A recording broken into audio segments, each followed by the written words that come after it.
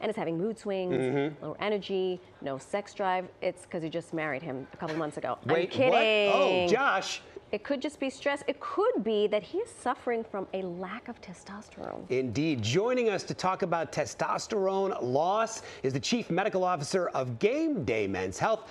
Dr. Hal is here. Dr. Hal, thanks for being here. Thank you for having me, guys. Such an interesting topic. I've heard, you know, I'm a guy in his 50s. I've heard so much about testosterone loss, low T. Low T. What is it and how does it affect men as they age, and what age does it happen at? Sure. So low testosterone and testosterone deficiency are two different things, right? Okay. You can have the numbers that are low, and testosterone deficiency is actually the symptoms. And that's what we're seeing across, age 30 plus, a decline between 1% to 2% a year, and then accelerating at age 40. Wow. Okay. So on this broadcast, to the shock of no one, we talk a lot about menopause, which we should, because I think menopause was a subject that no one doesn't get talked about enough, right? Is it fair to call this male menopause? Because it's not apples to apples. Sure. So male menopause sounds like a marketing term, right? I like to use the word hypogonadism, and it's an age-related decline. It's a slow decline over time, not like menopause for women, which is much faster, right? It happens almost suddenly, and with male menopause or hypogonadism, it's a gradual decline. Okay. Interesting. So let's talk, when we talk about women's hormone replacement, we talk about HRT for women, talk about the effects of estrogen and progesterone and even testosterone. But for men, if we're talking about HRT, what are the symptoms that a guy would notice? And then what are the benefits of HRT for a guy? Sure. So I'm noticing guys will start gaining a little bit more weight around the abdomen. They'll start having fatigue, decline in confidence levels. Some sexual dysfunction can happen as well.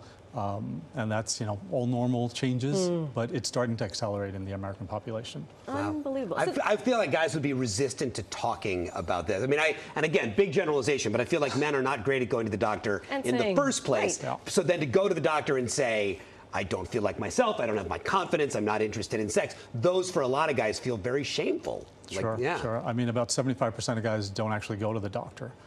And that's it's unfortunate, but we need to start talking about it. The cool thing is, what I'm noticing nowadays is that more younger men are taking control of their health and really, focusing on themselves. Yeah. That's great. So you also play part psychiatrist for your patients. Therapist. Yeah, so we're talking about testosterone. Are there any other things, imbalances? You have the verbiage, I don't, you're a physician, I am not, but what are some other things that we can sort of lump into this? So as a physician, I'm a board certified internist, and the first thing I discuss with all of my patients is the 6 pillars of health. And what I want you to focus on is making sure that you're moving every day, some sort of exercise, making sure that your diet is dialed in, you're getting sleep, you're reducing harmful substances, you're making sure you're managing stress, and then social connections, hugely important.